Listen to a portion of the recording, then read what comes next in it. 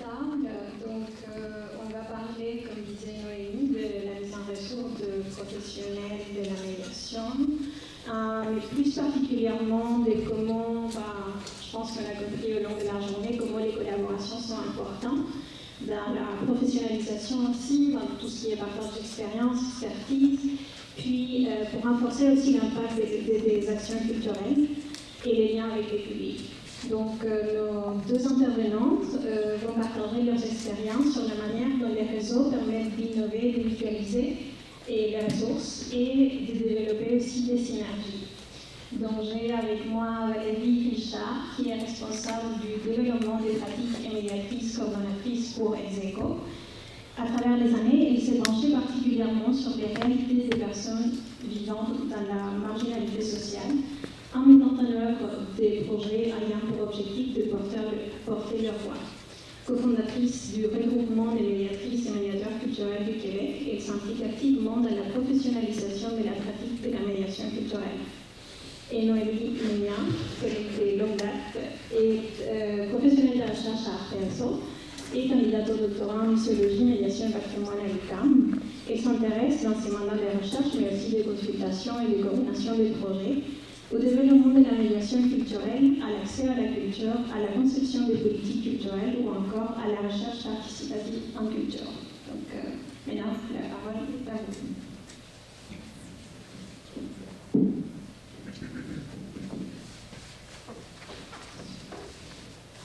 Je n'étais pas sûre par quel slide on commençait, mais on commence par Artenso. Parfait. On vous l'a dit un petit peu en mot d'introduction, qui nous sommes, puis nous sommes aussi l'organisme qui nous accueillons aujourd'hui, qui a le privilège de vous réunir aujourd'hui. C'est un centre de recherche en environnement social, on vous l'a dit, et puis on est composé d'une équipe pluridisciplinaire, ma collègue Gabriela à mes côtés, mon collègue Jonathan, que vous verrez tantôt et qui vont vous demander de vous lever vos chaises pour le 5 à 7. Entre autres tâches connexes au bout du contrat, ça fait aussi partie de ça, Artenso, l'organisation d'événements et en particulier d'événements autour de la médiation culturelle, puisque, Lina vous en a touché un petit mot à l'introduction, nous avons créé en 2021, pardon, je me suis juste trompée de 20 ans, 2021, la Maison de la médiation culturelle, qui a pour but de soutenir le co-développement et l'apprentissage collaboratif en médiation culturelle, en se basant sur le principe qu'en fait, tout à fait comme le décrivait Evelyne, les médiateurs et médiatrices ont des choses à s'apprendre dans leur diversité, leur pluralité. Puis là, la boucle est un peu bouclée, c'est-à-dire qu'on parlait des médiations plurielles et innovantes dans la première table. En fait, l'extrême pluralité du métier de la médiation culturelle, des médiateurs et médiatrices culturelles, les amène les unes et les autres à développer des sortes d'hyper-spécialités de pratiques et de grande diversité de pratiques. Et donc, les mettre ensemble et leur faire s'apprendre des choses, ça donne toujours du bon.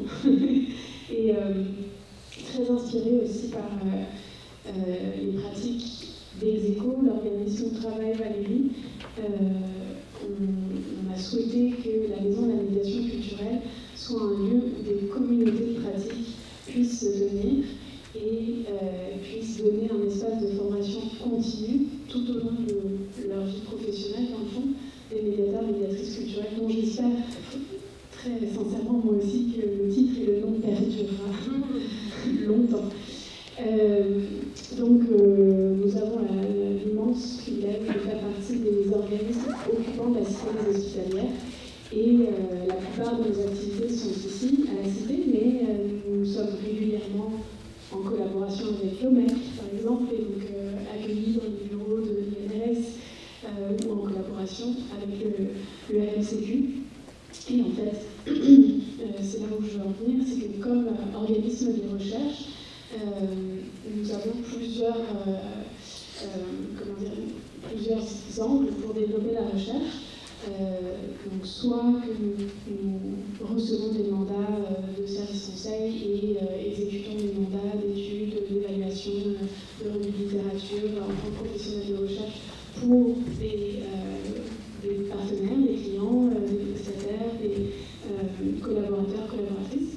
Mais nous sommes aussi un organisme qui peut déposer des demandes de subventions provinciales ou fédérales et donc se mettre au service d'une certaine façon de milieux de pratique parce que nous faisons de la recherche appliquée, c'est-à-dire de la recherche en partenariat avec des milieux, des terrains qui nous confient leurs problèmes, entre guillemets, et nous, on essaye de détricoter ces problèmes et on essaye de, si le mandat est là, de trouver des solutions, des pistes de réflexion, etc. Et donc, c'est un peu ça qui nous a amenés à travailler ensemble. Et je le regarde comme si j'étais là, mais je n'étais pas du tout là. Il faut que je regarde Irina, qui était à l'origine de ce projet de recherche et qui m'a passé le flambeau quand je suis rentrée en poste. Et à ce moment-ci, il a été question de développer un projet de recherche partenariale soutenu par le CRSH, donc le financement, un fonds de recherche en engagement partenarial au fédéral, excusez-moi, et en collaboration avec le regroupement des médiateurs et médiatrices culturelles du Québec. Moi, c'est ça, je vais vous présenter la RSCQ, qui est un regroupement, comme le nommait Noémie, qui a comme objectif, comme l'indique ici, de rassembler, mobiliser, outiller les praticiens et praticiennes de la médiation culturelle.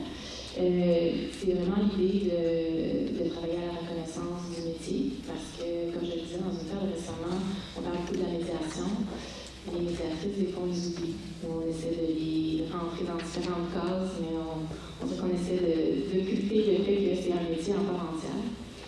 Peut-être si tu veux passer à l'autre diapositive. Je fais un petit historique, mais qui est non exhaustif. J'ai vu ici que d'ailleurs, Marie-Laure et Sandra, on a juste sont encore dans la salle. Elles sont deux des trois médiatrices du MAC dont je parle dans la première ligne en 2018 avec Marine Farley, Marie-Laure Robitaille, Sandra Camille, qui travaillaient toutes les trois au Musée d'art contemporain. On commençait à avoir des discussions sur est-ce qu'on devrait créer un regroupement des médiatrices.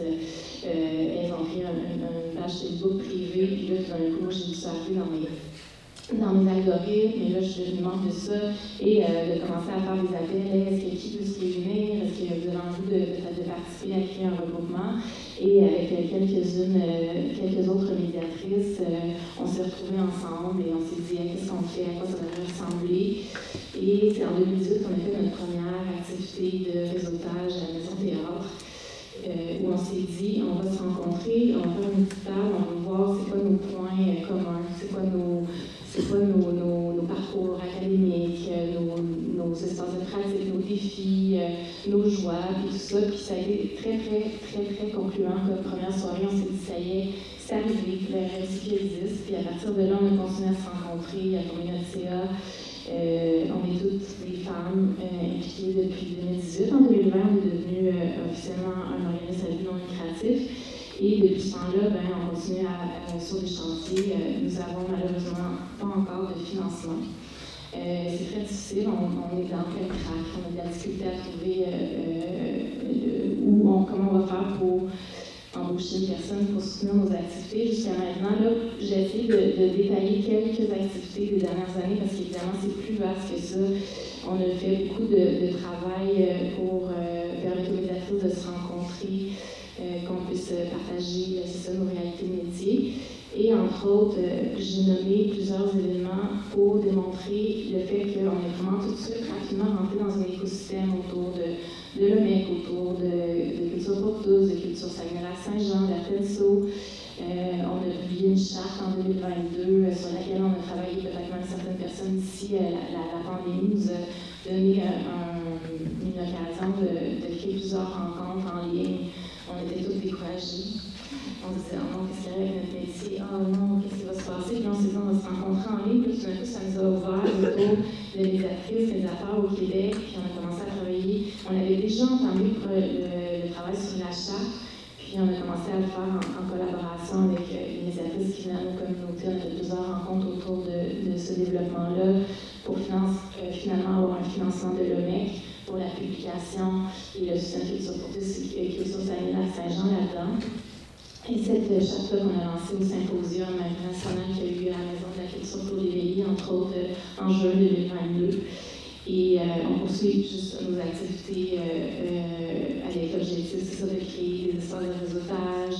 On a plusieurs membres de notre CA qui ne sont pas. D'ailleurs, il y a aussi Véronique qui est ici, qui est membre de CA, Véronique Pepin, qui est membre de CA en ce moment, et aussi notre chère Amy, qui est membre de CA cette année.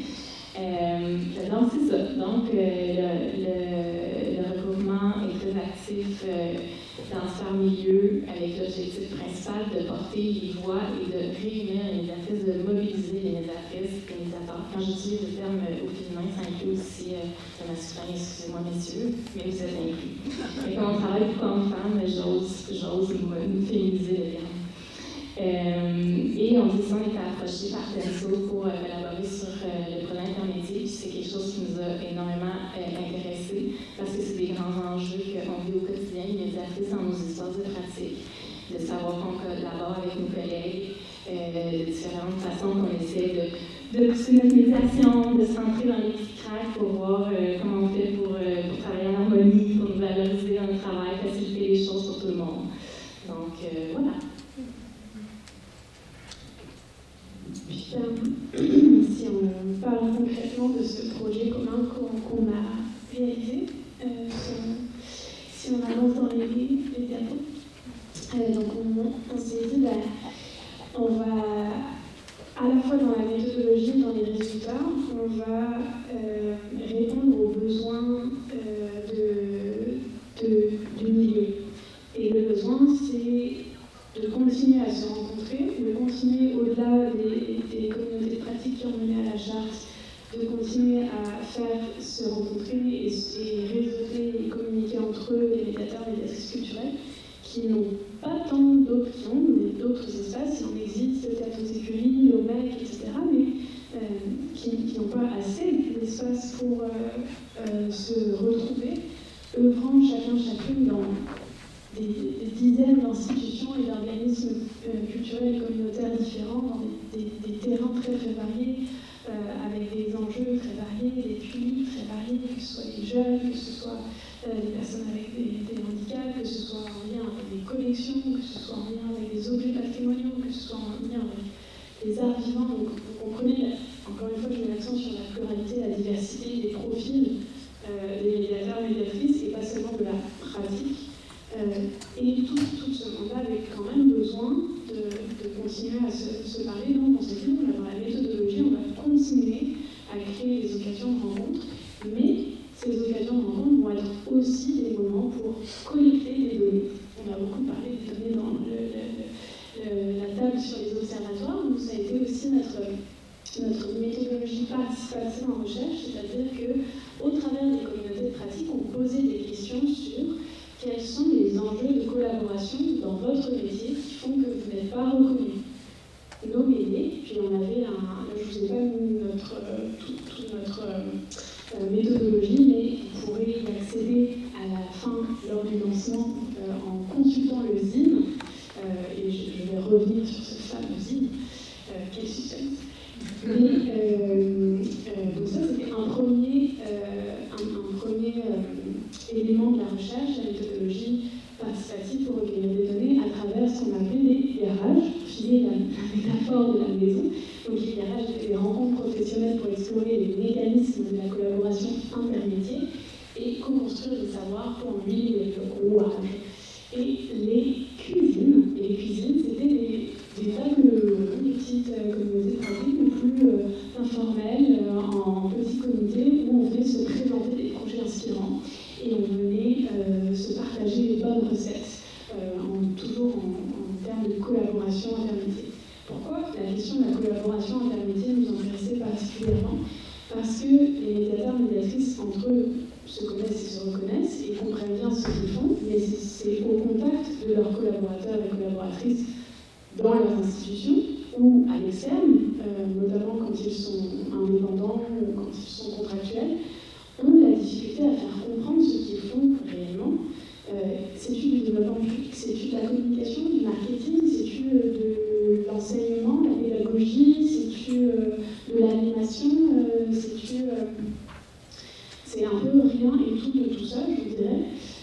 Mais l'intérêt, c'était que non seulement les médiateurs et médiatrices se retrouvent, mais qu'en plus, ils invitent leurs collègues dans différents corps de métier pour dialoguer avec eux et qu'ensemble, ils se jasent enfin et ils se disent « quand toi tu fais ça, en fait, c'est ça ton métier, je vous fais les effets waouh qui ont eu lieu en accéléré, mais c'est un peu ça que ça a donné, notamment à l'occasion des garages, qui étaient des moments de rencontre professionnelle qui duraient une demi-journée où on prenait le temps de brasser des idées, puis de se parler pour de vrai en petite table ronde, en petite table de travail, d'atelier.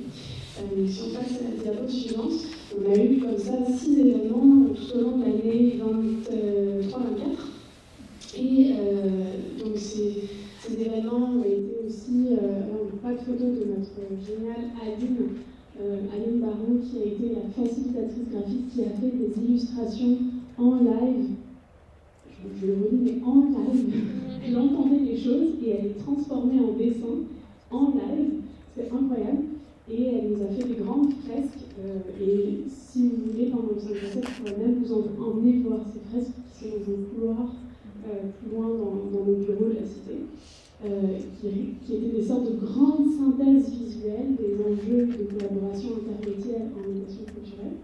Et puis on a choisi 3 thématiques, parce qu'on s'est dit qu'on pourrait aborder beaucoup de corps de métiers différents, mais ceux qui nous semblaient les principaux et les plus urgents à adresser, c'était la limite de nos fonds aussi ne nous permettant pas une recherche extensive. On s'est dit que c'était la médiation culturelle et tout ce qui avait trait à l'écosystème artistique. Donc les artistes, mais aussi les directions artistiques, les personnes à la programmation artistique, voire les personnes à la production ou à la diffusion artistique, qui souvent se parlaient mais ne se comprenaient pas très bien. La deuxième thématique qui nous intéressait, c'était les collaborations intermédiaires entre médiation culturelle et communication et marketing, et plus généralement développement de public. Et la troisième thématique, c'est médiation culturelle et financement, que ce soit des bailleurs de fonds privés, publics, des subventionnaires de municipaux, provinciaux, fédéraux, que ce soit entre aussi des membres d'une même équipe, donc à l'interne, des gens qui sont responsables des financements et des gens qui sont responsables de la médiation. Souvent, ces personnes sont amenées à se parler, notamment dans les questions de reddition de comptes, et parfois ne se comprennent, mais alors pas du tout. Et donc, on a collecté toutes les données des garages, fait des courtes vidéos et des synthèses des cuisines, et on a synthétisé tout ça dans un très beau zine.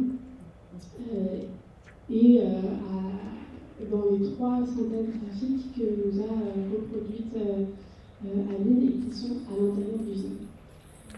Donc, cette fameuse recherche, elle est encore en cours, elle se conclura par un rapport, mais ce zine sur les bonnes pratiques de collaboration intermédiaire, ce zine va être lancé ce soir, voilà, lors du 5 à 7. Et je m'arrêtais là après pour les présentations, mais c'est un travail de long cours, notamment parce que c'est un travail qui a été réalisé avec plusieurs stagiaires de recherche.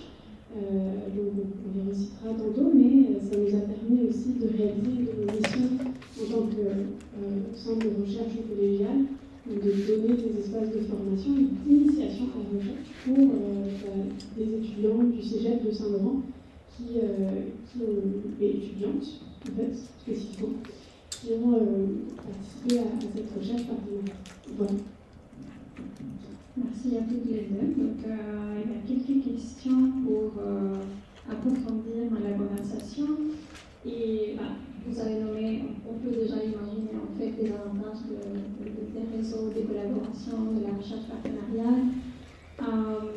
Mais est-ce que vous pourrez donner des exemples d'avantages que ces réseaux, que ces collaborations portent aux médiateurs, médiatrices, puis comment, c'est pas la force de ces réseaux par rapport à ce qui se passe de nos jours, c'est-à-dire comment ces réseaux peuvent répondre aux défis du secteur culturel aujourd'hui.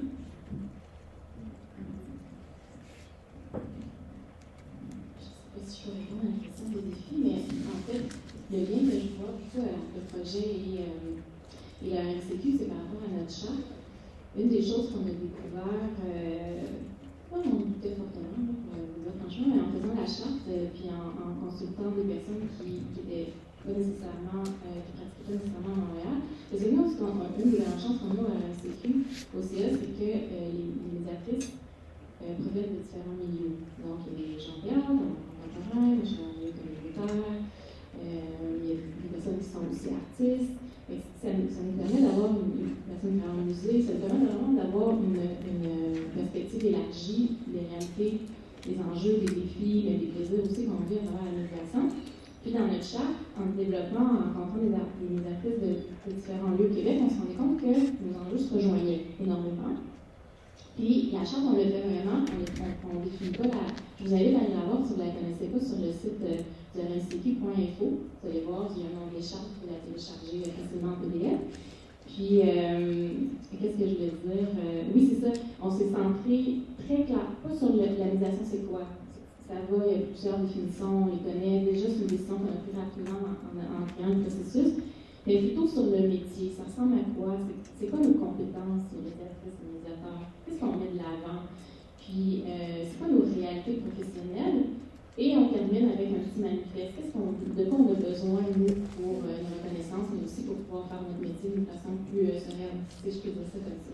Mais ce qui est intéressant dans le projet Intermétier, c'est que je ne pense pas qu'une médiatrice qui est venue au comité de pratique ou aux cuisines a fait comme genre « Ah, j'ai jamais entendu parler de ce défi-là » ou « Ah, j'ai jamais vécu ça ». Je pense que ça nous rejoignait dans nos quotidiens de certains points, peut-être avec des subtilités évidemment différentes. Mais c'est d'entendre la perspective de l'autre professionnel, qui n'est peut-être pas notre collègue, mais qui travaille en communication ou en financement dans une autre organisation. Mais c'est aussi qu'en le cadrant dans un projet de recherche, mais là, tout d'un coup, ça va concrétiser, ça va sortir comme un rapport, il va y avoir le ZIN, on va pouvoir dire, regardez, c'est ça qui se passe, voici des propositions, voici des solutions, puis ça ajoute à nous, à notre façon de démontrer les réalités de notre métier, puis de valoriser nos besoins pour pouvoir agir de la façon dont on sent que la médiation peut être, on le voit, là, on le sait, vous le savez, c'est porteur. Vous le savez, ça nous soutient dans les milieux culturels, ça nous soutient dans les organismes culturels. On le sait, on le voit, ça nous soutient socialement, on en a parlé aussi. Et pour nous, c'est sûr que pour la RCQ, c'est très porteur de s'associer avec un organisme de recherche, c'est très porteur de s'associer avec d'autres organisations de l'écosystème culturel qui disent, en fond, les mêmes choses que nous, on dit, mais ça porte les voix, ça renforce les voix. Moi, je dirais souvent à nos partenaires, utilisez-nous. Parce que on le sait, tu l'as nommé, il n'y a pas de financement pour le RNCQ en ce moment.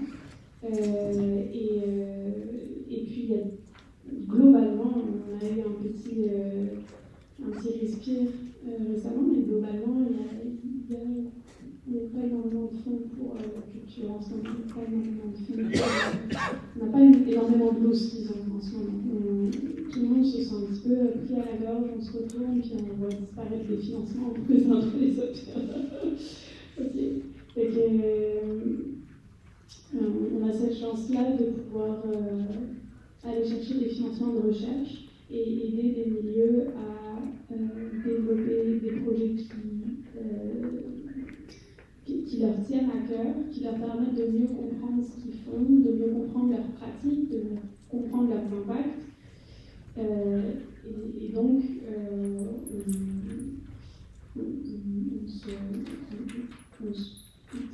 c'est pas juste qu'on se met au service d'eux, mais on a du plaisir d'une certaine façon à collaborer parce qu'on sait que nos compétences de chercheurs sont bien utilisées, sont mises à bon escient, entre guillemets, quand on s'associe par exemple au RNCQ, mais à d'autres partenaires.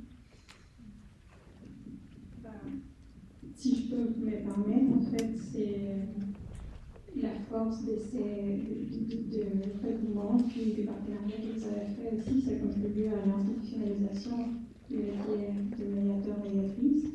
Et en faisant un peu le lien avec ce qui a été dit au long de la journée, c'est peut-être aussi une petite manifestation de ce que c'est la médiation culturelle aujourd'hui. On parlait de cette évolution. Une autre question aussi, peut-être avec un regard plus prospectif, mais quelle stratégie adopter pour élargir un réseau, surtout pour quelle stratégie pour garder la cohérence en sachant qu'il y a des pluralités de médiation, pluralité de profils, des postures, etc. Et comment éviter en fait la dispersion dans tout ce type de pluralité.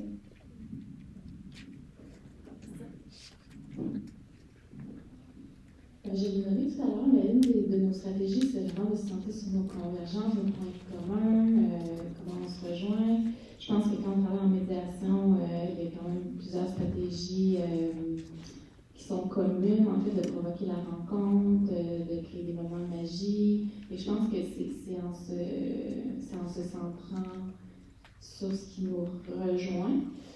C'est sûr que de notre côté, on a les grands défis de durer dans le temps, parce que ça fait déjà 7 ans. On a souvent des conversations je dirais pas que ça tourne en rond, je pense pas que ça tourne en rond, mais on a déjà plusieurs conversations par rapport à ça va être où notre place. On va être financé comment, puis ça va être où notre place. On sait déjà ce qu'on veut faire dans nos prochaines étapes. Puis une chose qu'on reçoit beaucoup, ce sont des demandes de municipalités, d'organisations X pour trouver des médiatrices pour faire des projets. Mais nous, on a aussi notre capacité limitée parce qu'on a le rêve d'écrire un répertoire, mais on n'a pas nécessairement les moyens de le faire parce qu'on est bénévoles, parce qu'on a nos emplois, nos vies aussi personnelles. Puis,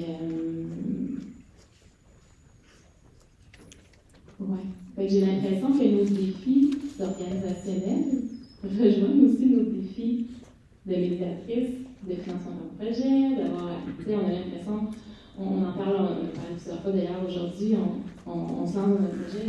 Quand un projet se termine, on est déjà en train de commencer un nouveau projet ou plusieurs projets en même temps, on ne se cache pas. Puis ce temps-là, moi je trouve ça fun, parce qu'on a parlé de prendre le temps, Sophie a nommé ça aussi dans sa question. Puis moi je me disais à moi-même, oui, le temps, au-delà des émotions, c'est aussi pouvoir avoir le temps de vraiment regarder les résultats. Moi, comme médiatrice, c'est une des choses que j'apprécie beaucoup de la recherche de MEC, d'Apenso, c'est d'avoir des personnes qui sont extérieures, puis qui regardent ce rythme-là dans lequel nous on est, où on n'a pas vraiment le temps d'arrêter pour se regarder. J'ai l'impression que je suis allée dans toutes sortes de sens, je ne sais même pas vraiment répondre à la question. Mais c'est